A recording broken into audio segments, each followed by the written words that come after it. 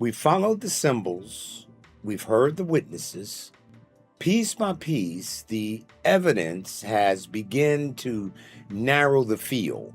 But an investigation doesn't end when the clues begin to agree. It ends when the evidence identifies the subject. So there's one question left in this case. Who is the beast? Not who tradition says it is, not who a prophecy chart tells us it is, and not the candidate that happens to fit one dramatic clue. The question is whether the major identifying marks taken together point to the same power. Because if they do, then this investigation can finally move from evidence to a verdict. Today, we test the identity. We're not starting over. In our previous investigations, we established the method. Scripture must interpret its own prophetic symbols. Daniel showed us that a beast can represent a power, a kingdom. When we carried that evidence into Revelation, the witnesses began to converge. The beast belongs inside the same prophetic sequence. Its identity is connected to Rome. But that finding did not close the case, because connected to Rome is not yet an identification. There's still questions. Where does its authority come from? What kind of power does it become? Does its history match the prophecy? And when all those marks are placed side by side, is there still more than one candidate? That is where we begin. The first test is position, because Revelation doesn't introduce this beast in a vacuum. John describes a power with a leopard's body, a bear's feet, a lion's mouth, and 10 horns. We've already seen those same animals in the book of Daniel. Daniel 7:23 says that the fourth beast shall be the fourth kingdom upon earth. So before we ask who the beast is, we can ask where it must belong. Revelation reaches back into Daniel's prophetic sequence and combines features of the powers before it. So the beast cannot simply be any ruler, movement, or institution that we decide looks dangerous. It has a historical address. And in our previous investigation, that sequence brought us to Rome. That doesn't mean that we can write Rome on the case file and just close it. Rome existed in more than one form. So test one gives us a boundary, but not a verdict. Whatever the beast is, it must arise from the Roman phase of the prophetic sequence and preserve the continuity Revelation carries forward from Daniel. That eliminates candidates with no connection to that sequence. But it leaves us with a harder question. If the beast emerges from Rome, what happens to Rome's authority? Revelation gives us a specific clue. It says the dragon gives the beast his power, his seat, and great authority. But notice what the prophecy does not say. It does not simply say that another power appears after Rome. It describes an inheritance, power, seat, and authority. So if our candidate is correct, history should show more than religious influence. We should be able to trace authority developing inside the Roman world as imperial government in the West weakened. And that is exactly where the history becomes important. The old story is often told too simply. It's this: Constantine moved east, handed Rome to the Pope, and the prophecy was fulfilled. But history does not show that clean of a handoff. What it shows is a process. As imperial administration withdrew from Rome, the Bishop of Rome remained. His religious authority grew, his civic influence grew. Over time, that office assumed responsibilities once exercised inside the Roman political order. Then the development became even more concrete. By the 8th century, the papacy was more than a religious office. It possessed territory, it exercised government, it had become a temporal power. The prophecy is not asking us to find a church that happened to exist in Rome. It describes a power that inherits authority from the Roman world and operates with both religious and political dimensions. So test 2 does not close the case. We are no longer looking merely for Rome. We are looking for a Roman-derived power that inherits authority and becomes something Rome had not been in quite the same way. A power that can speak religiously and act politically. Now the question is unavoidable. Does the candidate possess the character Revelation says that the beast must possess? That's the next test. Now we know where the candidate must come from and what kind of authority it must inherit. But Revelation gives us another test. What kind of power does it become? Revelation 13 doesn't describe an ordinary political kingdom. This power speaks great things and blasphemies. It receives worship. It makes war with the saints. And its authority reaches across kindreds, tongues, and nations. That combination matters. Political power by itself isn't enough. Religious influence by itself isn't enough. The candidate has to operate in both worlds. The Roman papacy didn't remain a local church office. Its claims of jurisdiction extended across national boundaries. Its authority was religious, but at times it was also joined to civil power. And when religious dissent was judged as heresy, ecclesiastical judgment could carry civil consequences.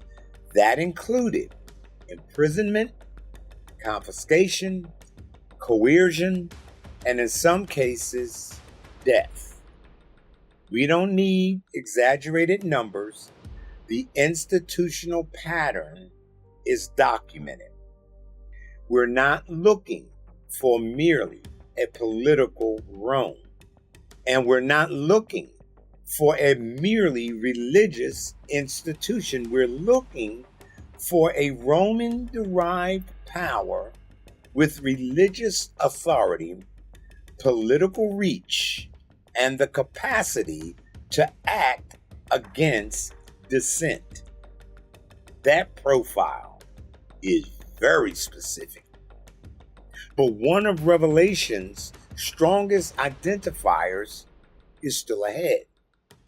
This power is given a defined period of activity and later suffers a wound. So the next question is whether the history fits the timeline. Revelation 13:5 says that authority was given to the beast for 42 months. Compared with the other prophetic witnesses, the same period appears in different forms. 42 months, 1,260 days, a time, times, and half a time.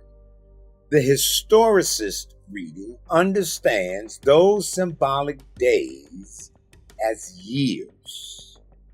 Scripture gives examples where a prophetic day represents a year. But notice the distinction. The scripture does not say every prophetic day everywhere must always equal one literal year. So the 1,260-year interpretation cannot be used as a shortcut. It has to survive the history. Now, the traditional calculation begins in AD 538, and that year matters. Justinian had already recognized the elevated position of the Bishop of Rome, and during the Gothic War, the Ostrogothic siege of Rome was broken in 538. But we need to be precise. It was not the beginning of papal territorial government, nor was it a single moment when all Roman authority transferred into one office. So, if 538 is challenged as an exact starting point, the beast case cannot collapse with it. The date is significant. It's corroborating evidence. It's not the foundation of identification. Now, look at the other end of the calculation, which takes us to 1798. That's when the French forces entered into Rome. The papal temporal government was abolished. Pope Pius VI was taken prisoner, and he later died in captivity. This was a documented political catastrophe for papal temporal authority. And what does Revelation say? The beast receives a wound. Again, precision matters. The papacy did not cease to exist in 1798. A new pope was elected. Its religious institution continued. So if 1798 corresponds to the wound, then the evidence points to a devastating blow against political and temporal power, not the disappearance of the church itself. And that political story doesn't end there. The papal states were eventually lost again. So by 1870, the Pope no longer ruled the old territorial state. Then, In 1929, the Lateran Treaty established, now watch, Vatican City and formally recognized papal territorial sovereignty again. Now, whether Revelation intended those exact events is the correlation that we're testing. But the pattern is there. So test 4 stands not on one date, but on continuity. But before a verdict, an investigation has to do one thing. We have to try to prove ourselves wrong. So, what happens when the other candidates face the same evidence? If this identification is sound, it should survive competition. So we put the other major candidates under the same light. First, Imperial Rome itself. This candidate explains a great deal because Rome possessed enormous political authority. It persecuted Christians. Its emperors received worship and divine honors. Revelation is saturated with Roman imagery. So the question is not whether Rome belongs in the evidence, because it does. The question is whether pagan imperial Rome alone explains the entire prophetic pattern. And then here's Nero.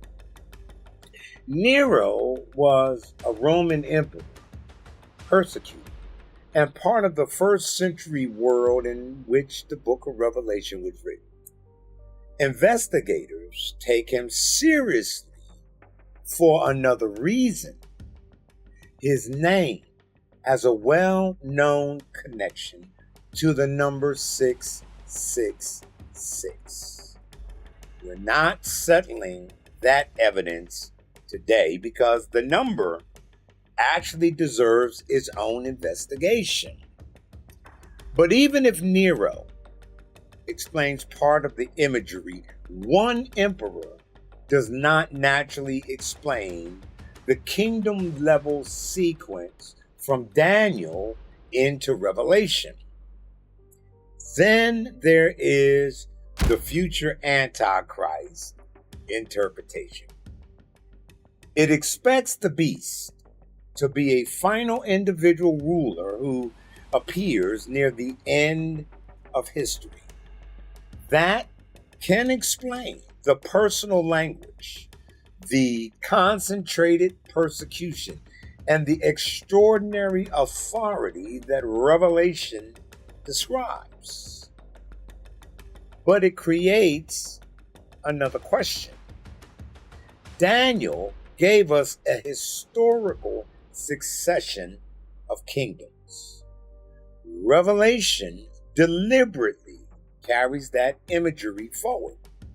So why would the historical sequence suddenly stop only to place the remaining fulfillment thousands of years later in a future individual? That interpretation, it is possible, but inside of the historical framework that we established, it requires a break. The evidence has not required. But one candidate continues through the whole pattern. Roman succession, religious and political authority, a transnational reach, coercive power, historical continuity, wound, and recovery. The alternatives explain pieces. Which candidate explains the pattern? Now place the evidence side by side. The prophecy gave us a historical position. The candidate had to emerge from the Roman phase of the sequence. It did. The prophecy said this power would receive power, seat, and great authority. History shows a Roman religious office developing into an authority that was not only ecclesiastical, but eventually temporal and political. The prophecy described more than just an ordinary kingdom. It described religious authority, broad jurisdiction, and power used against the saints. The historical record gives us that pattern as well. When independent lines of evidence keep converging on the same historical power, the question changes. Does another candidate explain the whole pattern better? A verdict comes only after the evidence survives the challenge, and this candidate has. The evidence points to Rome, but it doesn't stop with pagan imperial Rome. It continues into the religio-political system that grew from Rome, inherited its seat, developed temporal authority, and exercised religious jurisdiction across national boundaries. When the evidence is examined, one identification fits the complete pattern more than the alternatives that we tested. It's the Roman papal system. That is the verdict of this investigation. Not because one date worked, not because one title sounded convincing, but because independent lines of evidence kept converging on the same historical power. The case has reached a verdict. We began with competing identifications. We tested them against the record, and when the evidence was allowed to speak for itself, only one identification survived the complete testimony of Scripture. But there's something even more important here than the verdict. It's how we reached it. Because an investigation can contain real correspondences, it can match individual details, it can even appear persuasive when those details are examined in isolation. But a match by itself is never proof. Identification requires more. The claim has to survive the entire record, the correspondences, the contradictions, the chronology, the context, and the evidence that does not fit. That principle will become the foundation of another investigation. But this time, we're going to take the method we have used inside the biblical record and place a claim from outside this investigation under the same forensic standard. No assumptions, no favored conclusions, just the claim, the evidence, and the question. Does the identification actually survive the record? That investigation is coming. For now, this case is closed, but the investigation continues.